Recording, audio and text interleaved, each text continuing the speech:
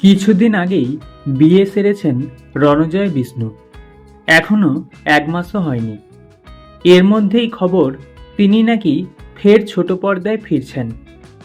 আর তাঁর সঙ্গে নাকি জুটি বাঁধতে চলেছেন অন্যতম জনপ্রিয় অভিনেত্রী অভিকা মালাকার।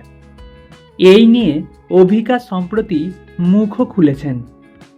তিনি এই সময় অনলাইনকে দেওয়া এক সাক্ষাৎকারে এই প্রসঙ্গে বলেন, আমাদের দুজনের কাছে অফার এসেছে, তবে এর চেয়ে বেশি কিছু এগোয়নি।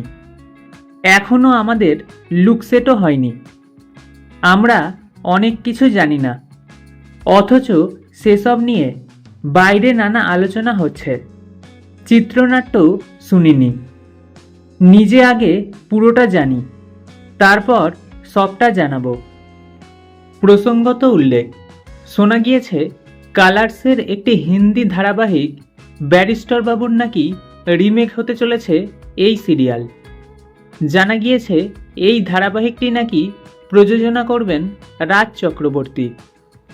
মেগার নাম নাকি হতে চলেছে বোধিসত্ত্ব ব্যারিস্টার। এখানে রণজয়কে নাকি তরুণ আইনজীবীর ভূমিকায় দেখা যাবে। অন্যদিকে অভিকাকে নায়িকা সবিতার ভূমিকায় দেখা যাবে।